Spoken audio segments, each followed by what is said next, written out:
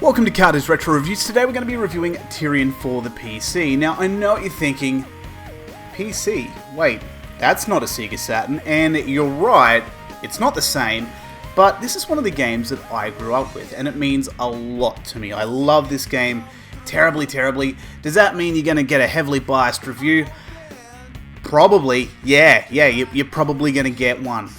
It's going to be really, really one-sided, but the nostalgia is absolutely through the roof. It is an absolute all-time high, and I also feel too like I'm trying to be as critical as I can with this game, but this is what you get. So let's check it out.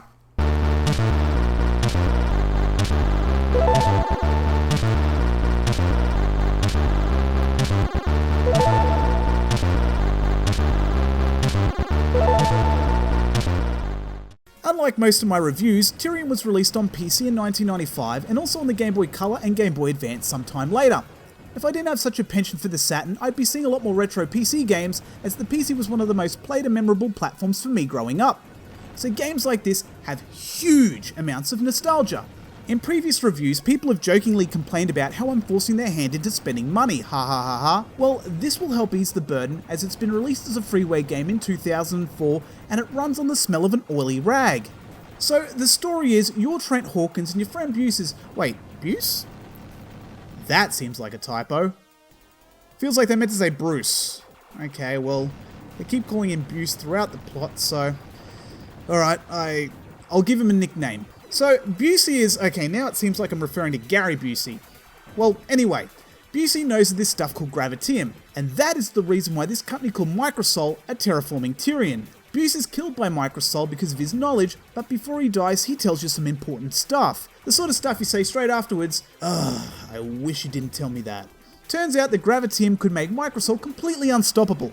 Now burdened with this knowledge, Microsol are coming after you.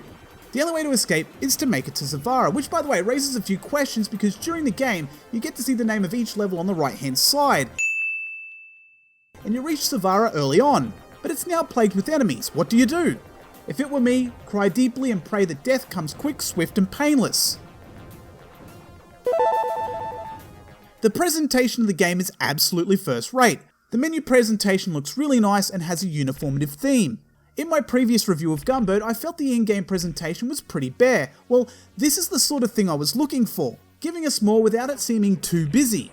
The size and placement of everything is pretty close to perfect. Menu presentation isn't busy, it isn't bare, and thematically accurate. I would expect the graphics to be nothing short of amazing because it's a PC game from 1995, and just about every game I played from that time on PC at least looked okay. At least.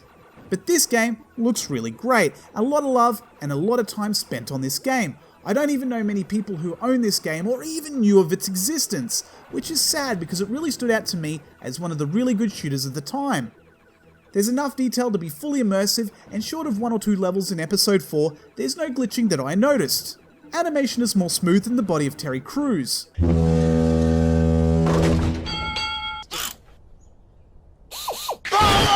The gameplay looks a little choppy in the capture, but actually playing is far better. Colours are more diverse than a corporate company's pamphlet image, and it's vibrant, and the sensor speed is quite good too.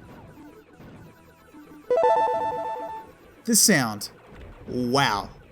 Looking back on this game, there are still songs in the soundtrack that give me nostalgia-gasms. During the 90s, I liked a lot of grunge, alternate rock, punk, ska, that sort of thing. This soundtrack does not fit in at all with any of that, and yet I still love it as much as anything I ever listened to around that time. It's not even just time spent back in the 90s so it gets this glowing review. I genuinely believe it's good music for its time. And the sound effects, while being all pew pew and shit, also sound very full and are pretty awesome.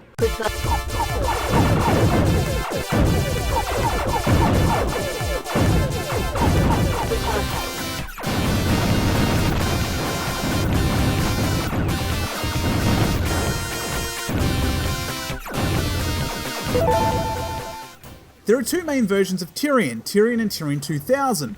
The difference is Tyrian 2000 has more levels, or more specifically, a whole new episode, 2 extra hidden super arcade modes, more ships, and bug fixes. In either version, you get 2 main modes, full story mode and arcade mode. It should be pretty self-explanatory, but in the arcade mode, you get upgrades to your weapons through these round purple things. I wish I had a better descriptor, but that's exactly what they are. In full story mode, you pick up both data to progress the story, and points from your kills helps upgrade your ship. The one thing I found most interesting about Tyrian over most other shoot 'em ups is that it's not always a good idea to attach whatever weapon comes your way. With a bit of playing, you get a very good idea on what weapons are the best and aim to equip yourself with those. To the point where if you get another weapon by accident, quit the level and start again. On top of this, it's also a vertical shoot 'em up, my favourite type. There are different ships, but they all handle mostly the same, and the controls are top notch. The game doesn't take itself too seriously, but in the very same breath is serious competition with any other shooter from its era. The level design is mostly excellent, but there's a few levels in episode 3 that felt it had too few enemies placed on screen, or waiting between waves felt too long. The enemy design is also unique, striking, and insert other synonym for good here. Okay, I probably should fix that. In addition to the full story and arcade mode mentioned earlier, there's also a 2-player, a timed battle mode in Tyrian 2000, Super Arcade mode, Super Tyrian mode, and a bunch of mini-games you can unlock with codes. The levels themselves aren't particularly long, but there's still a lot to get through. Would I recommend this game? Yes. 10 times yes. Yes. Look, you get the idea. It's one of the classic 90s PC games that still looks good even now. The soundtrack is, quite frankly, amazing, and while it's not winning awards for groundbreaking new ideas, it just gets everything so right and immersive with plenty of content. I can't say enough good things about this game, so if you're doing nothing this weekend, maybe put down the Saturn controller and play this game on any PC that's newer than 1992. And if it's too new, DOSBox is your friend.